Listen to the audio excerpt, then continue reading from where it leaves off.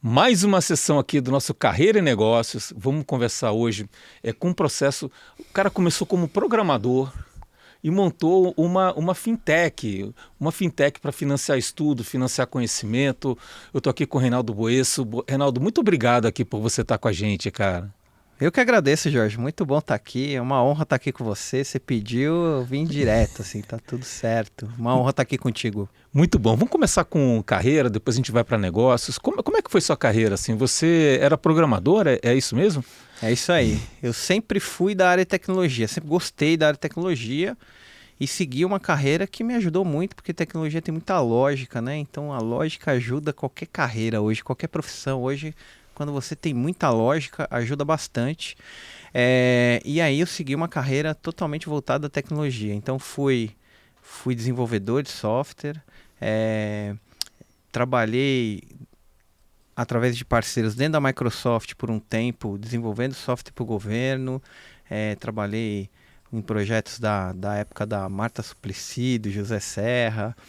Fui um dos primeiros a desenvolver sistema junto com o governo de nota fiscal eletrônica, que hoje é super disseminado aí, mas no começo era tudo papel. E aí trabalhei muito com o modelo de nota fiscal, fazendo sistemas aí para o governo, e aprendi um monte de coisa na parte de governo, de negócio. E aí eu falei, não, chega de trabalhar com o governo. Aí continuei na área de tecnologia, mas aí eu entrei como consultoria, implantando sistemas de ERP. E aí isso te dá uma... Mas era a sua consultoria ou era Não, qual? não. Era através de uma consultoria que era funcionário mesmo, junto com a parceria com a Microsoft, a gente saí dessa área de governo, continuei com a Microsoft junto. E aí a gente foi entrar em um monte de segmento, implantando sistema de ERP da Microsoft. E sempre na área de tecnologia, sempre na área de desenvolvimento de software, sempre gostei da parte de sistema, software, sempre fiquei muito focado nisso, né? Era muito direcionado, porque eu enxergava naquela época que software realmente era um negócio que nunca ia parar, né? Que sempre ia crescer, e hoje a gente vê software cada vez mais forte, aplicativo, inteligência artificial, tudo isso de software muito forte. Então eu era muito focado nisso. Só que quando eu entrei para o mercado corporativo, saí do governo e entrei para a implantação de ERP, aí eu entrei em um monte de segmento. Entrei em indústria, entrei em setor farmacêutico, entrei em financeira, entrei numa série de coisas implantando software. Você aprende os negócios, né? Você vai vivendo. O bom de trabalhar com software e com consultoria é que você abre a cabeça. E você é de consultoria também, foi muito tempo de consultoria, não foi? Uhum. Então, você abre a cabeça para um monte de negócio. Então, do nada, eu estava muito acostumado com o governo ali, fazendo coisas legais, mas muito focada, né? E de repente você abre o leque para...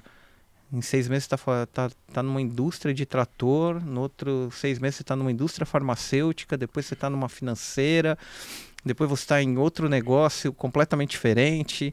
E aí eu falei, poxa, aí você vai encaixando, você vai entendendo, e com a lógica e com a parte de software que você precisa entender para fazer funcionar, aí você começa a ter uma bagagem e te ajuda a ter um repertório legal. E isso fui ganhando bagagem nisso, até o ponto que eu falei, ó, tá bom de software já, agora eu vou começar a olhar para outros negócios. E a área de tecnologia, na época, aí eu tô falando 2004, 2005, era a desenvolvimento de software era muito carente de processo, de metodologia.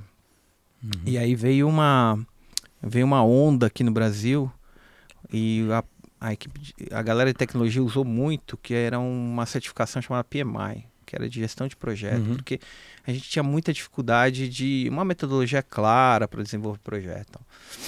E aí o PMI virou uma onda aqui, e aí em 2004 eu corri atrás, fiz a certificação e virei uma área de gerente de projeto de software, assim, trabalhava como gestor. Aí você tocava os projetos e não estava mais no dia a dia. Saí da programação e comecei a ser na área de gestão de projeto, gerente de projeto de implantação de RP. E aí eu falei, pô, legal, gostei desse negócio de projeto aqui.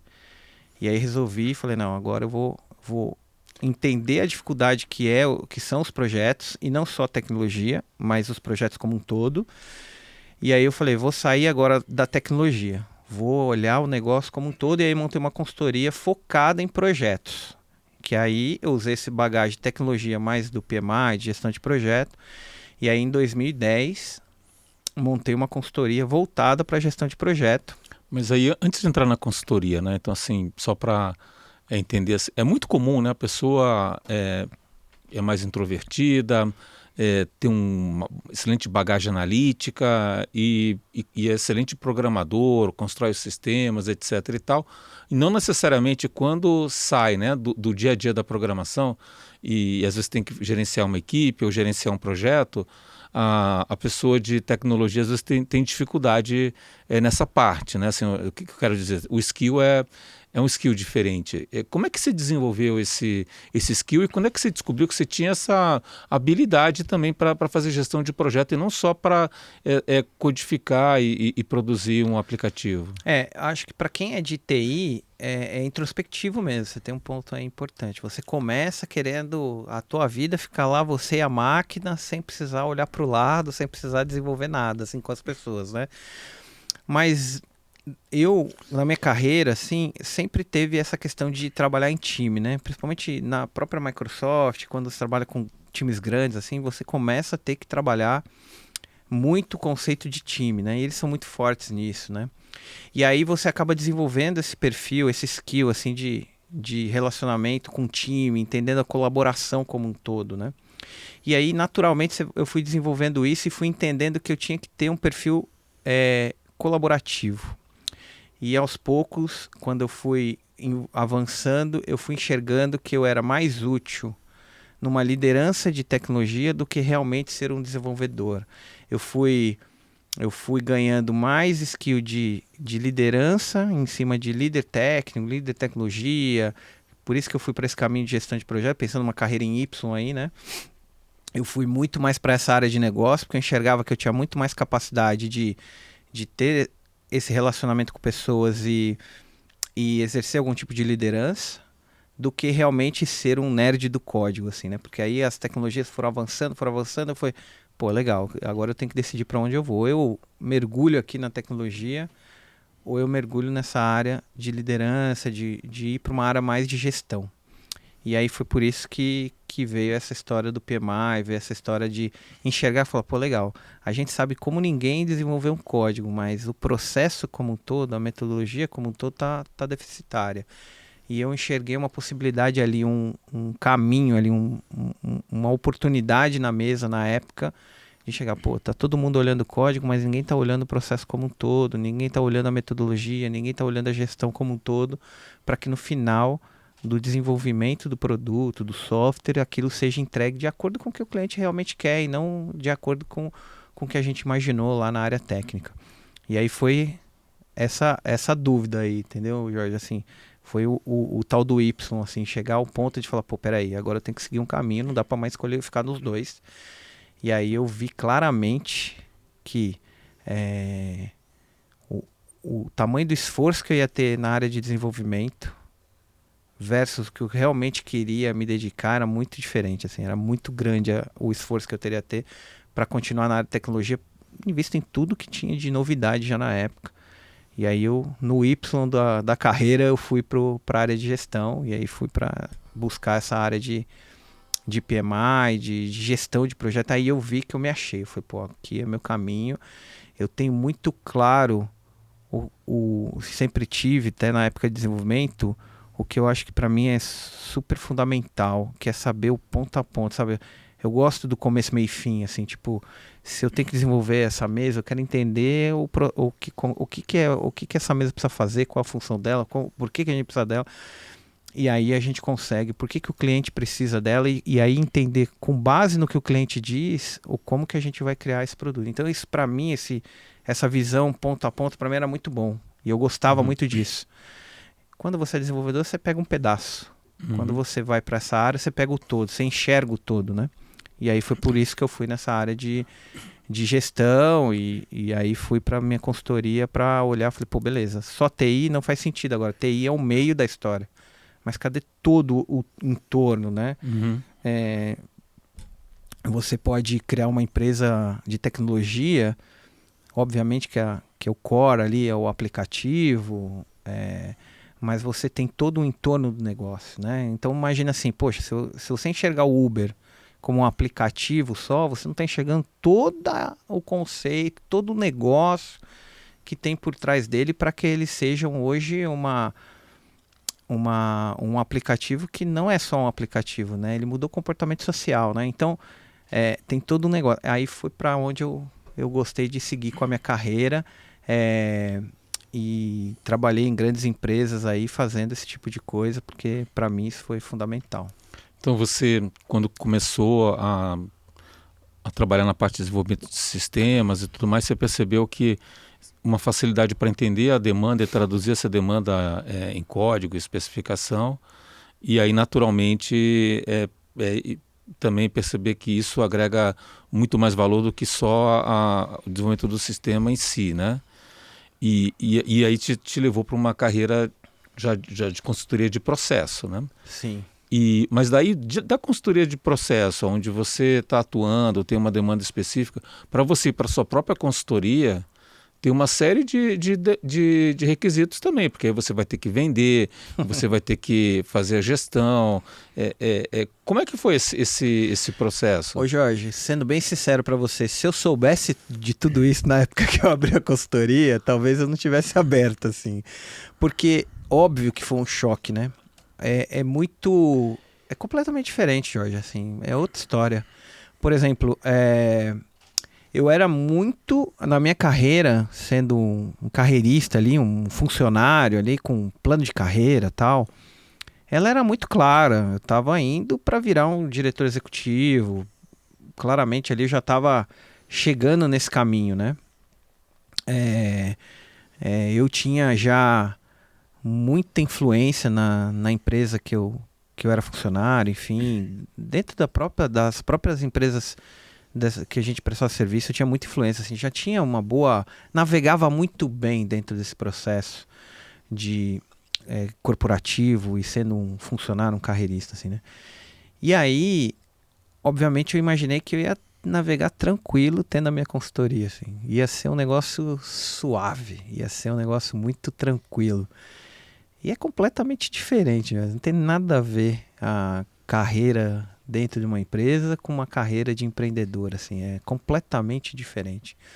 Não é só vender, você tem que garantir a folha de pagamento, você tem que olhar tributário, regras burocráticas do Brasil, você precisa analisar mercado, concorrência.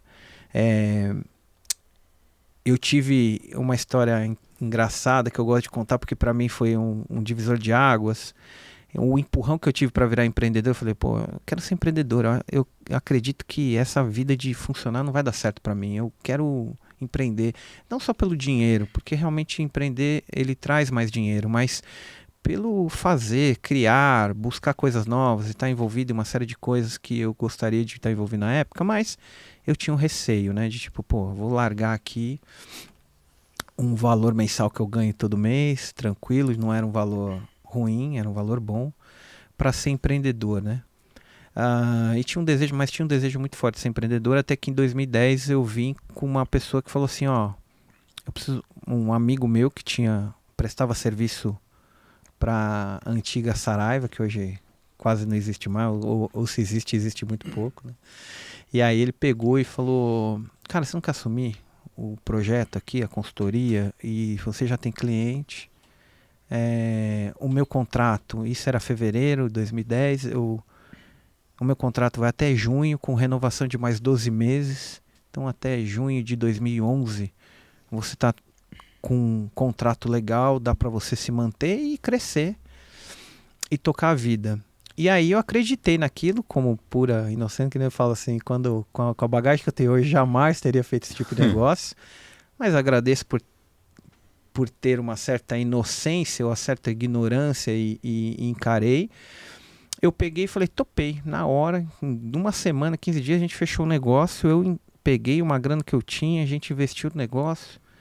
Quando ele foi sair do processo e me apresentar para os clientes que eu tinha adquirido nessa aquisição aí de empresa, totalmente inocente, estava claro para as empresas que o contrato encerraria em junho e não haveria renovação. E aí eu saí de uma carreira super estruturada, super resolvida, assim, com um caminho, uma trilha muito bem definida, para um lugar assumindo um escritório, uma folha de pagamento, uma estrutura que uma empresa de consultoria, uma empresa tem, só que em fevereiro com clientes garantidos só até junho. Não tinha mais nada. Não tinha mais nada. A partir de julho eu teria zero faturamento. Zero. Não teria zero. Ou seja, eu tinha de fevereiro a junho para conseguir algum cliente. E aí, assim, caiu um... Tudo isso você falou assim, pô, tem vendas, tem não sei o quê. Eu aprendi na raça, enxergando, assim, com pouco conhecimento. Na minha área eu tinha muito conhecimento, mas a empresa, o teu conhecimento é um percentual pequeno, né? Você tem que aprender a vender, você tem que aprender a criar um modelo de negócio, você tem que aprender a criar um produto que o seu cliente queira comprar. E aí eu fui com aquela estrutura que ia fechar em junho, bater de porta em porta para vender uma coisa que, pô, quem que é o Reinaldo? Ninguém conhece essa empresa. Não tem marca, não tem bagagem, não tem currículo, não tinha nem site. Já. Então, assim, tipo, pô, como é que você vai fazer aí? E aí eu falei, pô, peraí, não dá para eu ser assim. Eu vou pegar o que eu conheço mais o meu network e vou começar a tentar vender para eles uma consultoria do que eu conheço, do que eu sei que eles sabem, que já viram que eu usei, que eu já fiz, que eu já trabalhei de projetos passados quando eu era funcionário. E aí eu liguei para um cara, um anjo aí, um cara que eu tenho muita consideração. Falei, cara, eu tô com um projeto assim, tô com uma empresa assim, e abri uma consultoria de projeto e tô a fim de fazer isso. Ele falou, pô, isso é legal, vem para cá. E aí ele me atendeu lá, a gente tinha dado um treinamento, a gente tinha dado um treinamento para ele de gestão de projeto lá atrás, por uma coincidência de amigos, de network só. E ele gostou do treinamento, achou que o treinamento foi super útil para a empresa dele. E ele pegou e falou assim, vem para cá para a gente conversar. E aí ele ouviu nossa história e falou, pô, isso para de pé. E aí, lá para quase junho, quase fechando meus contratos, ele abriu a empresa toda para a gente de fazer todo o projeto de gestão na empresa dele. E a empresa dele é a JBS Friboi. Então, tipo, aí ele abriu...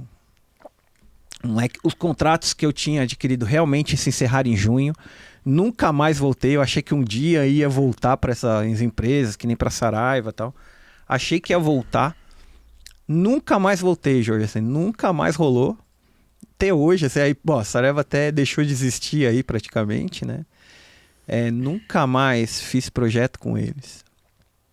Até fiz depois uma história engraçada depois aí, mas de outra forma. Só que aí esse cara abriu a empresa inteira. Então, não só trabalhei na JBS, mas trabalhei em todas as outras empresas do grupo deles. Eles abriram para todo mundo.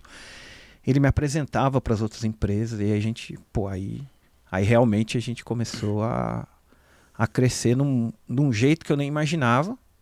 E aí o resto é história, né, Jorge? Tipo, altos e baixos de qualquer empresa, mas para quem quer sair do mundo corporativo de carreirista, de ter uma carreira aí de liderança, de gestão, podendo ir para uma direção executiva, podendo até virar um presidente de uma empresa, um CEO, um C-level de uma empresa, largar tudo isso para ser empreendedor, por mais que tenha muita coisa de conteúdo no mercado, muita coisa que você pode aprender hoje que na época eu tinha menos, não é um desafio fácil, não é uma coisa simples, não. Sair desse conforto aí, por mais que tenha dificuldade, problemas, estresse e tal, mas você tem uma zona de conforto ali de não ter folha de pagamento,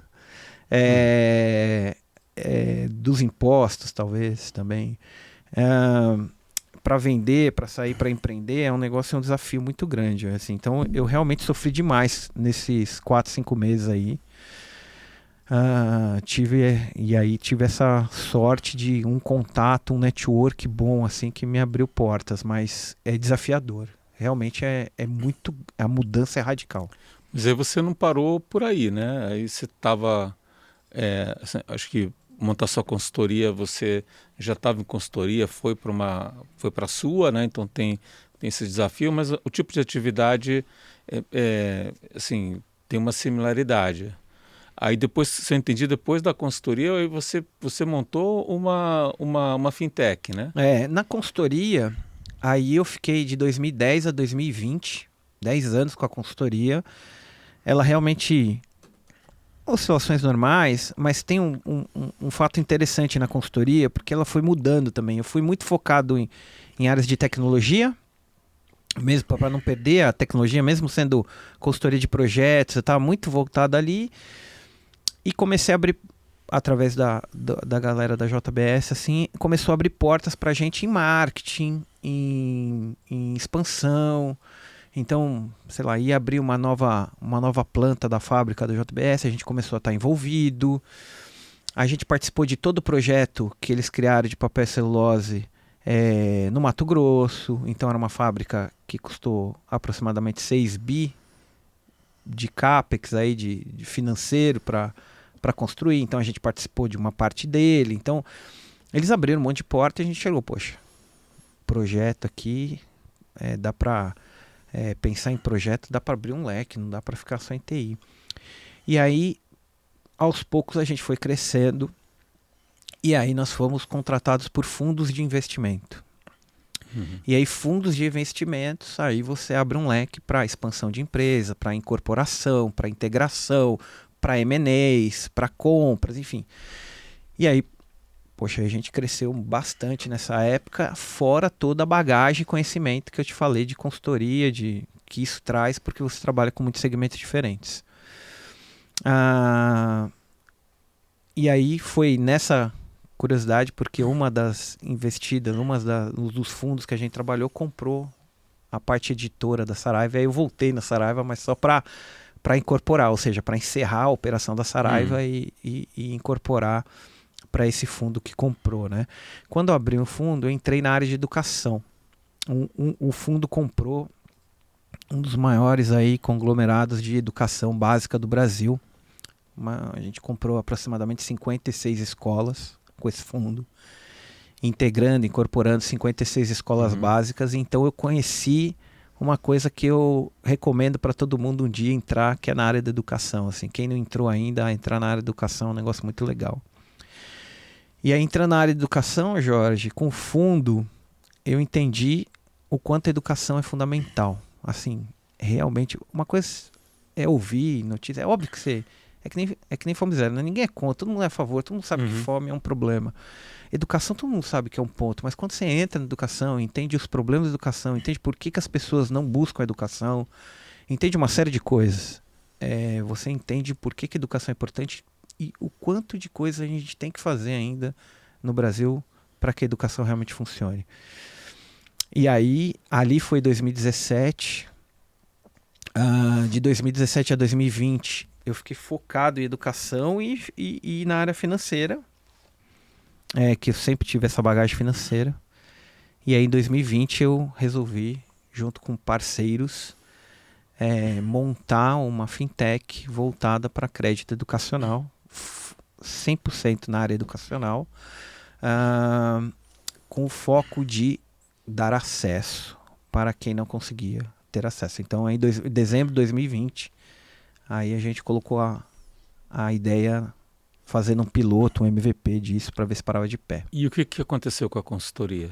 A consultoria ainda ficou, porque a financeira não dava resultado ainda, estava começando. A gente não tirava R$1 da 2020, 2021, 2022. Até 2022 a gente não tirava R$1 da financeira. Assim. Todo o dinheiro era reinvestido para ela funcionar. E eu sobrevivia com a minha consultoria, que já estava consolidada, tinha clientes consolidados. ela já era uma já que tudo que não tinha no começo de nome, mercado e tal, eu comecei a ter algum nome no mercado. As Uhum. pessoas já me chamavam, as pessoas já iam atrás da gente para fazer os projetos da consultoria. Então ela já tinha um mercado. Então eu toquei em paralelo as duas. Eu toquei as duas empresas e toquei até praticamente o ano passado, assim, até final do ano passado ainda tem algumas coisas, ainda tem, mas já não sou eu que toca, a consultoria ainda existe. Ela ainda toca algumas coisas, mas eu já só fico de, de fora olhando, assim, já não participo efetivamente, que nem eu participava antes.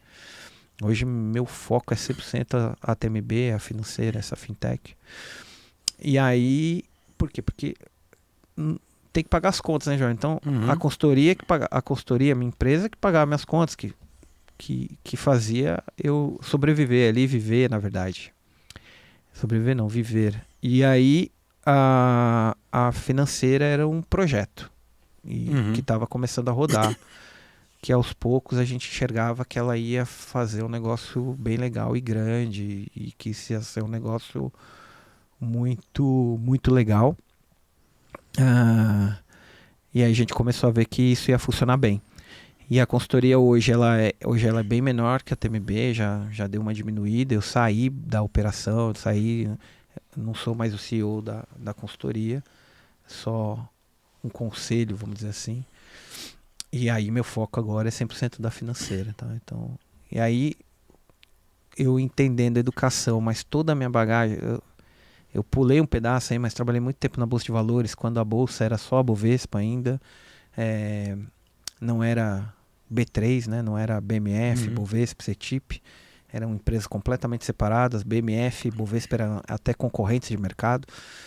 E eu trabalhei na Bovespa muito tempo no setor financeiro lá, trabalhei muito com fundo de investimento, então essa parte financeira eu sempre trabalhei muito bem, sempre gostei muito também. E a educação, cara, foi um bichinho que pegou e fisgou e que eu gostei pra caramba pra trabalhar, viu? Mas você falou que já lá no fundo você estava envolvido com educação, né? Uhum. E agora a fintech, que é a TMB, né? Ela financia infoprodutores, né? Isso, Então isso. você quer fazer algum curso específico, um treinamento, seja desenvolvimento pessoal, finanças ou qualquer, até uma coisa mais de empreendedorismo, mesmo aprender uma profissão, a pessoa é financiada e tem acesso a esse conteúdo, né? É, por que que nasceu a fintech, assim? Primeiro, de novo, só com essa questão da educação para mim estava muito forte, assim. Gostei demais trabalhando em educação. E a gente fala muito fácil assim, tem que educação, educação, educação. Mas hoje a educação no Brasil, não é tão barata, né? Mas ela é de qualidade, ela é muito boa. Quando você vai para o mercado digital, ela fica mais acessível, né? Até pelo ganho da escala do digital, etc, ela fica mais acessível. Mas ainda esbarrou no estudo que a gente teve, que é o quê? 78% da população brasileira tem alguma dívida. O limite médio do cartão de crédito do brasileiro é de R$ 1.400. Quando você olha essas duas coisas, inviabiliza a grande população brasileira, a massa da população brasileira, a adquirir educação. Então a TMB veio com uma pegada de acesso.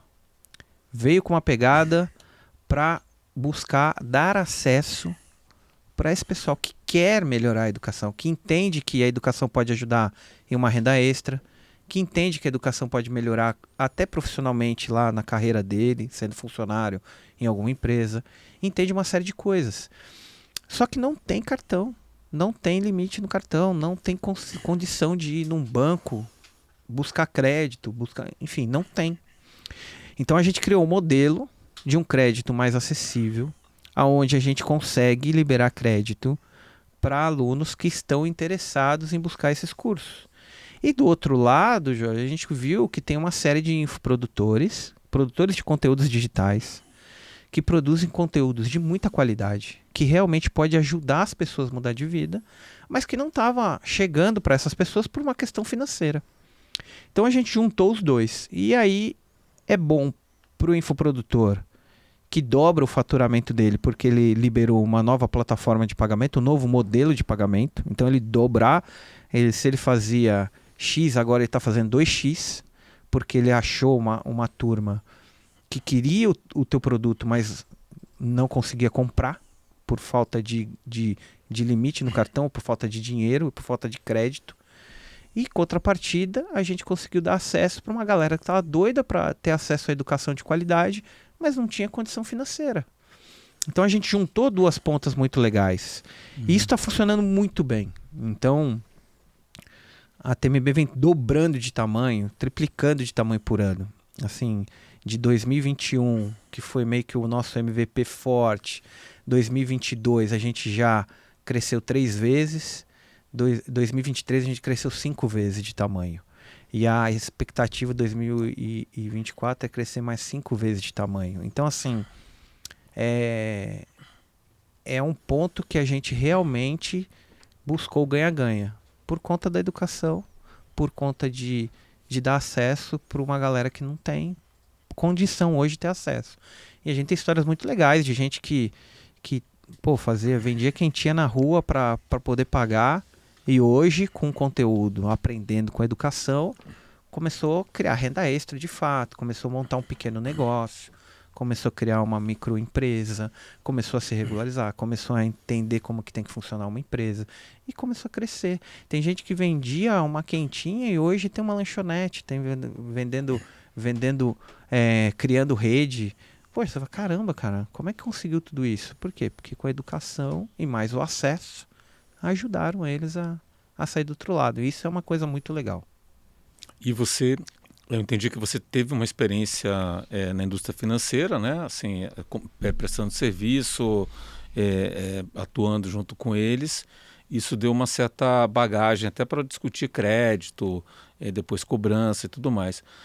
Aí comparando o mercado tradicional financeiro versus a modalidade de crédito que a TMB oferece, né? Qual é a diferença? A diferença é que a gente, por eu conhecer esses dois lados, assim, a galera doida por educação e a questão financeira, obviamente essa galera doida por educação no modelo tradicional de crédito não vai conseguir crédito. Por quê? Porque tem alguma dívida, porque tem algum problema antigo que acabou tendo problema nesses birôs de crédito e acaba que não consegue crédito em lugar nenhum e não consegue um cartão legal, etc. E aí a gente enxergou isso e falou, peraí, mas essa pessoa não paga bem? Ou essa pessoa tem um problema de crédito no passado mal resolvido? E a gente criou internamente, aí vem o braço da tecnologia que me ajuda bastante, uma lógica de entender com base em uma série de consultas, estatística, matemática e tal, falando assim, poxa, essa pessoa tem um problema financeiro antigo, tem um problema financeiro mal resolvido, ou é uma má pagadora?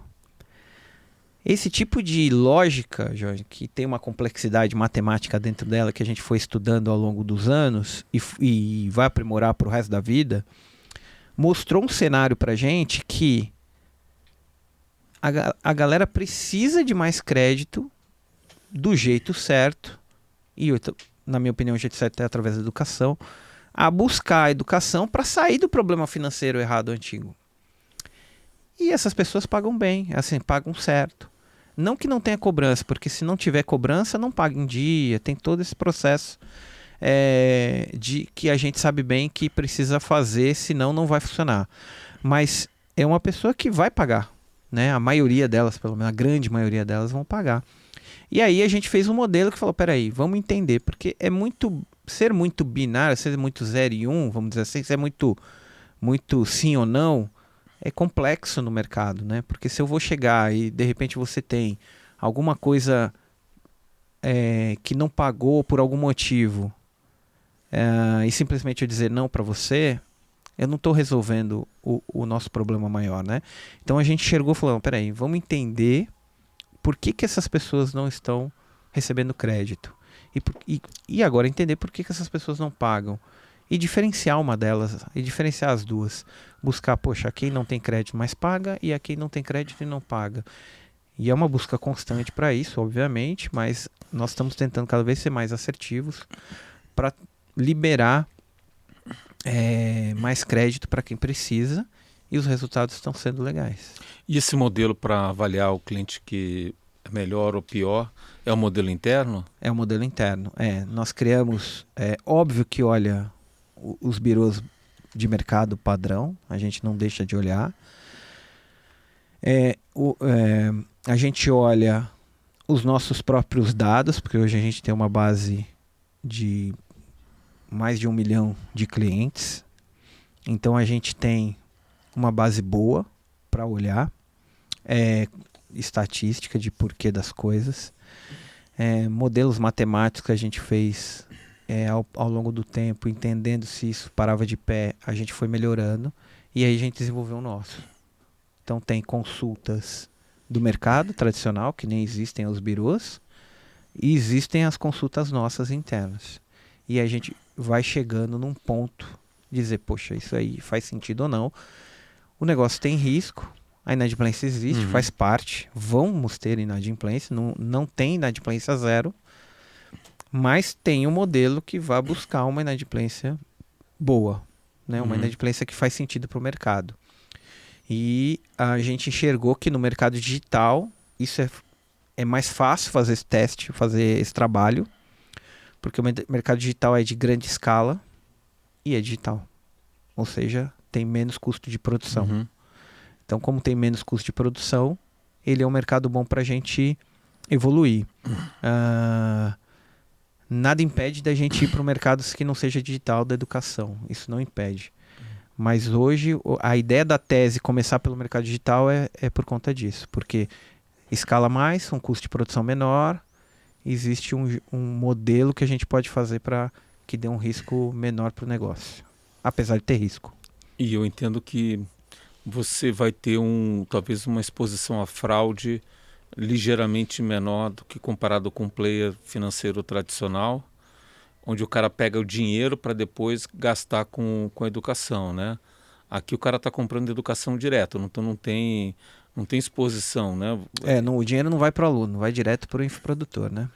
E aí se o aluno não paga, na verdade você tá, o exposure at risk, na verdade, aqui é o custo da mercadoria vendida, do serviço vendido, né? Então você tem talvez o custo de aquisição do cliente, uma taxa de manutenção, o custo da transação em si, e isso que é a exposição em risco, né? Por isso que o risco é menor. E quanto mais você vende, menor é o custo, né? Porque você escala muito, e aí pelo fato de você vender muito, seu custo de produção variável ali do aluno a aluno, ele vai sempre diminuindo, né? Então, se eu vender para um, custa 10, se eu vender para 2, custa 5 para cada um, e assim vai, né? Se eu vender para 10, custa 1 para cada um. Então, eu estou diluindo o risco para quanto mais eu vender. Então, isso funciona bem também. Então, assim, eu tenho um produto digital, eu tive um custo para produzir esse produto, eu tenho um custo direto para cada venda que eu faço, porque tem que pagar, tem toda essa parte da transação, do espaço que ele consome em nuvem. Eu tenho talvez um custo de propaganda, né, para divulgar esse produto. Anúncio, né? então. Se eu tenho um meio de pagamento que ele abre uma possibilidade que a pessoa não conseguiria comprar o curso por outras alternativas, eu diluo mais o custo de produção, porque eu vou ter mais alunos assistindo o curso, e eu vou diluir o CAC também, porque aquela venda eu não faria em outro ponto. Então ela pode inclusive viabilizar, né, os outros meios de pagamento. Não, né? total. Essa é a conta. Por isso que o negócio para de pé. Só que agora, obviamente, depois de ter muitos alunos e cada vez mais retroalimentar esse nosso, que a gente chama motor de crédito interno, a gente pode conseguir desbravar outros mercados que possa ter um risco maior, seguindo a mesma tese. Por quê? Porque hoje a gente tem uma série de estudos internos aí que a gente entende melhor, com base em massa de dados, né? A gente consegue ter um estudo melhor de como que a gente pode liberar crédito para até outros produtos onde o risco é maior. Que não tem tão fácil essa diluição de custo por escala que nem o digital hoje tem. E você consegue saber o risco do aluno de acordo com o produto que ele está comprando? Tem produto que o cara se comporta melhor, pior? Tem. é muito, isso é certeiro já, assim, hoje, pode dizer assim, ó, cursos que têm de buscar dinheiro rápido, Uhum. eles geralmente têm uma inadimplência maior, um risco maior. Então, a pessoa que está buscando dinheiro rápido, ele geralmente é uma pessoa que está tentando resolver a vida dele de um jeito mais simples. Ou às vezes é um cara que faz trade financeiro de ações e tal, de tentar fazer algum tipo de ganho rápido no mercado financeiro, ou algum tipo de ganho rápido em algum modelo de negócio rápido, enfim. Geralmente, o modelo de mercado financeiro assim é muito forte.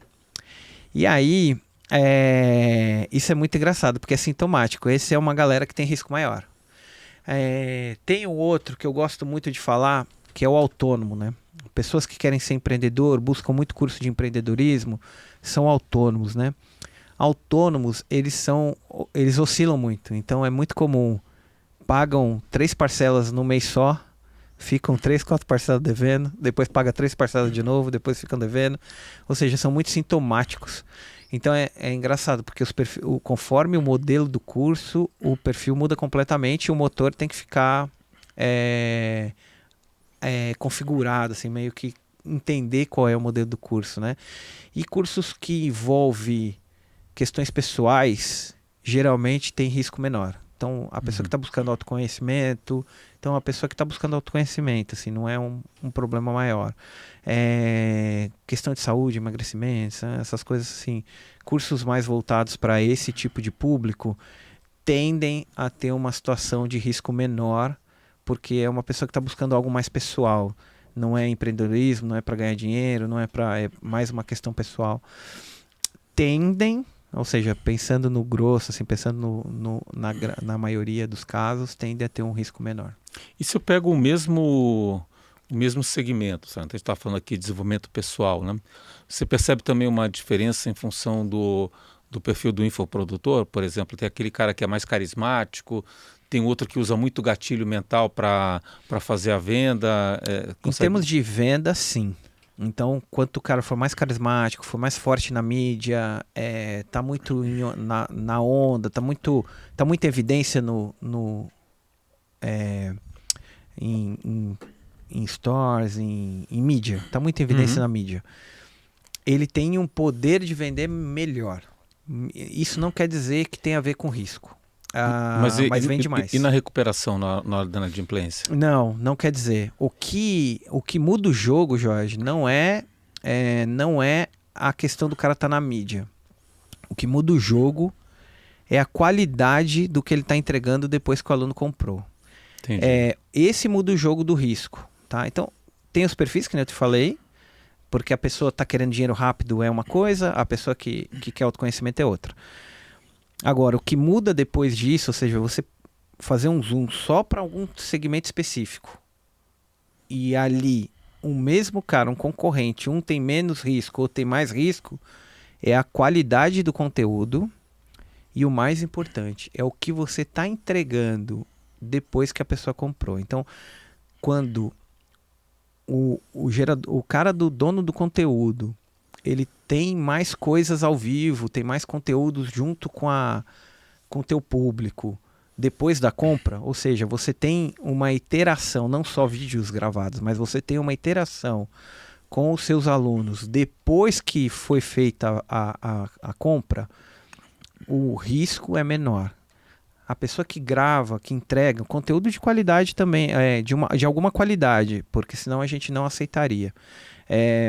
Entrega o conteúdo, mas depois tem pouca interação, não estou dizendo que é um risco alto, mas o risco é maior do que aquele que tem mais interação. Então, a galera que está, o infoprodutor que está com o seu público, sabe, que está com seus alunos, que tenta ajudar, que tenta realmente entender o que está pegando e tenta resolver, ele com certeza vai ter um risco menor no final do projeto, no final do ano, vai ter um risco menor que o outro, sem dúvida nenhuma. Isso é sintomático. Bom, e aproveitando um pouco, a gente falou aqui bastante da carreira, entramos no negócio também, mas aproveitando um pouco dessa sua experiência também na parte de educação, de infoprodutores. Como é que você vê esse mercado? Você acha que esse mercado ele é um mercado que está crescendo, está consolidado? Ele preenche algum gap específico? É uma coisa que não é ensinado na escola, na faculdade? O que é esse mercado? É engraçado porque como eu vi muito do mercado corporativo, eu demorei para entender algumas coisas de digital e hoje eu consigo enxergar quem vem do corporativo para entender melhor esse mercado digital. Ele é um mercado que só está começando, na minha opinião. Ele vai crescer muito mais. Ele por mais que aí ele tenha aí já, sei lá, uns 10 anos mais ou menos, ou mais, posso estar errando aqui. Ele é um mercado que só está começando. E a maioria deles ainda é um mercado corporativo, assim, as empresas que estão gerando esse conteúdo é um mercado ainda imaturo, que vai crescer muito profissionalmente ainda como empresa, tá? São pessoas com uma grande capacidade de venda no mercado digital, são pessoas com realmente muito conteúdo legal, mas ainda falta virar empresa. São pessoas ainda, assim, não tá ainda no modelo corporativo, não é uma empresa ainda a maioria deles, muitos já são empresas super estruturadas, não perde para nenhuma do mercado tradicional, aí não perde para nenhuma de estrutura, de governança, de controle, etc. Mas tem uma grande maioria aí ainda que está bem imatura, que vão crescer, que vai crescer demais, que precisa crescer demais com maturidade nesse mercado, né? Então o mercado está começando, porque agora quando as empresas começarem a se estruturar, esses infoprodutores começarem a se estruturar como empresa, organização como empresa e enxergar o modelo de negócio como um todo, elas vão crescer muito mais. Como o conteúdo é bom e o mais importante, como eles já nasceram com a capacidade forte de venda no modelo digital, usando rede social, etc., a tendência é só crescer. Cada vez mais esse mercado crescer, cada vez mais esse público aí trazer o mais alunos do mercado tradicional para o digital. E o que eu enxergo do outro lado como corporativo, eu enxergo muitas empresas tentando ir para o digital do jeito errado, ou seja, tentando aquela empresa gigante tentando ir para o digital do jeito que não está funcionando ainda, sabe? É muito burocrático, muito engessado mesmo.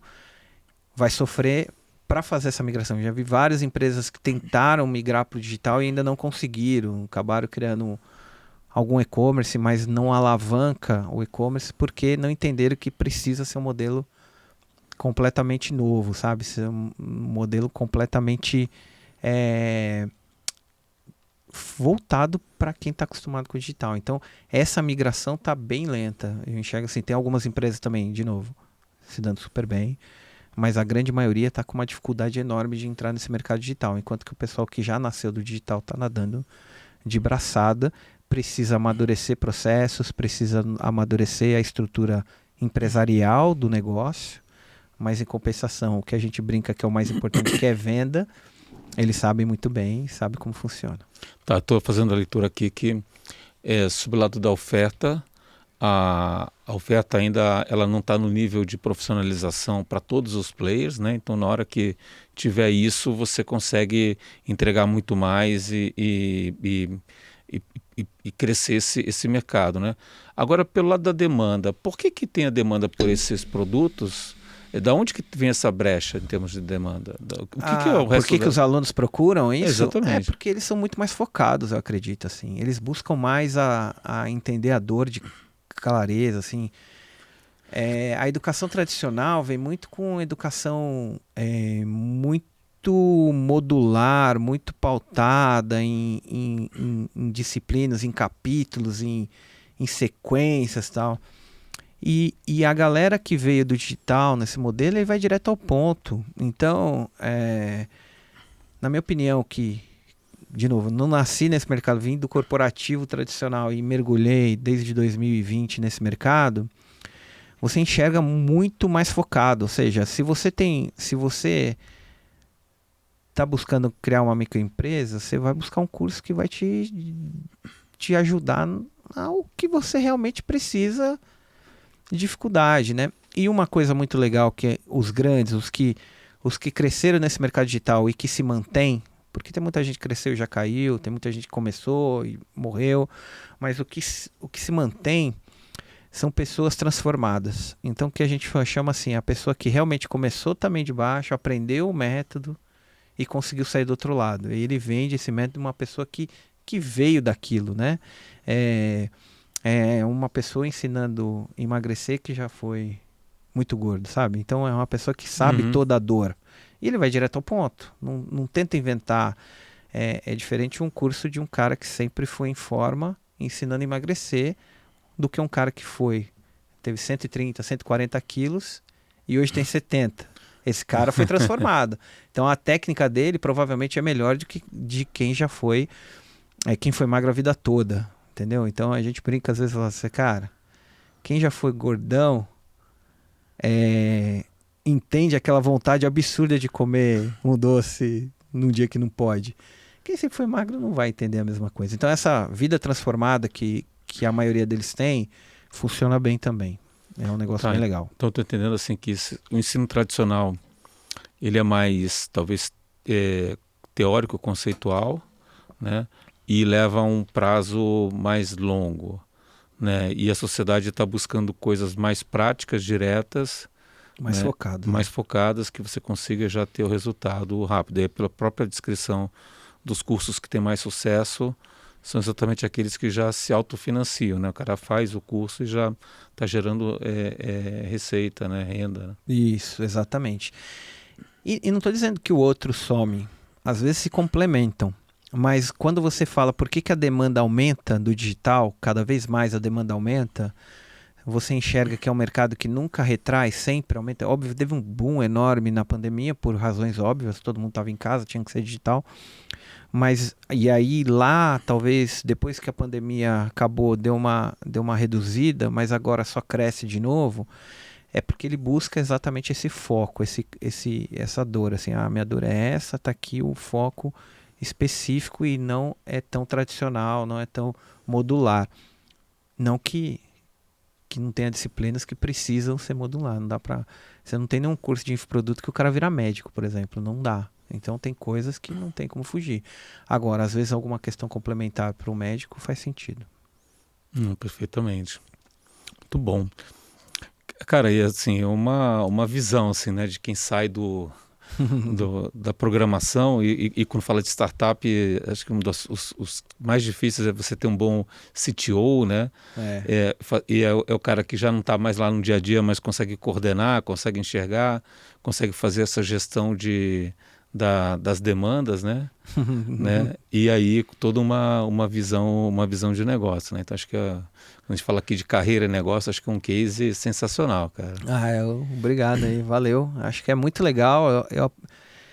Eu brinco, eu contratei um cara lá, Jorge, esses dias, foi muito legal, assim. O cara veio de consultoria, ele começou a falar tudo que ele fez na consultoria, os lugares que ele foi, eu chamei o cara porque a bagagem que dá uma pessoa que veio da área de tecnologia, trabalhou em um monte de segmento diferente, conseguiu sair do outro lado, com certeza esse cara tem uma bagagem boa para trazer pra gente. Então eu acredito muito nisso, assim. Você veio de consultoria também, eu acredito muito nisso, porque você deve ter visto milhares de segmentos diferentes e conseguiu navegar bem em todos esses segmentos, é muito legal.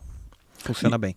E quem quiser te encontrar, onde que te encontra? No Instagram, Reinaldo Boesso, meu Instagram, tô começando a entrar nesse mundo digital de cabeça agora, era menos, agora tô entrando mais, tô aprendendo com essa turma aí que não adianta, tem que fazer conteúdo mesmo, que nem você tá fazendo aqui, teu projeto bem bacana, tem que mostrar, tem que mostrar o que você tá fazendo, faz parte do jogo agora, estou até escrevendo um artigo legal, assim, que o novo CEO, ele tem que ser mídia, cara. Ele tem que ser um cara da mídia, não pode ser mais aquele CEO de tomada de decisão atrás da mesa do escritório lá. Ele é um cara agora que tá postando conteúdo no Instagram, tá fazendo podcast, tá buscando tudo isso aí. Então, eu tô começando a fazer isso também. Então, quem quiser me localizar lá, ver algum pouco do conteúdo que eu falo, tanto financeiro como da TMB de crédito, @Reinaldo Boes. Muito bom, muito bom. Então, para você que quer entender um pouco, veja só a jornada, né? Então a gente começa com uma habilidade específica, né? Muito analítica, programação e tudo. Daqui a pouco você migra, fala, poxa, eu tenho que conseguir não só desenvolver uma solução, mas eu tenho que fazer a gestão de um projeto, começo, meio e fim. Não só a gestão de um projeto, mas gestão de equipes e você entregar isso para um cliente, né? E depois ter a coragem de montar o próprio negócio e mergulhar de cabeça num ambiente que é extremamente inovador, né? Então você financiar infoprodutores, dar crédito, conseguir avaliar risco, competir com um grande banco, né? Então acho que aqui você vai vendo só essa construção, né, de habilidades, né? E se você não consegue desenvolver aquela habilidade, dificilmente você vai passando de um ponto para o outro, né? Então acho que aqui uma excelente assim, case, né, de como é que você avança na questão de carreira até chegar no negócio, né? Então um negócio aqui que vale muito, né? E muito mais do que vale muito, tem uma excelente perspectiva, né? Então fica aqui o case, compartilha com aquele cara que você conhece que está começando como programador ou está no mundo de consultoria, né? Para abrir um pouco da mente, para passar um pouco dessa percepção e desses ensinamentos, né? E avalia aqui o canal, distribui, né? Ajuda a atingir mais espectadores. E depois, só para fechar aqui, Reinaldo, muito obrigado aí pelo seu conhecimento, cara. Obrigado pelo convite, Jorge. Foi uma honra estar aqui, foi legal participar desse teu projeto aí. A gente se fala bastante aí, a gente tá na empreitada junto em algumas coisas aí, muito legal. Se precisar, chama aí que estamos juntos. Sensacional, obrigado.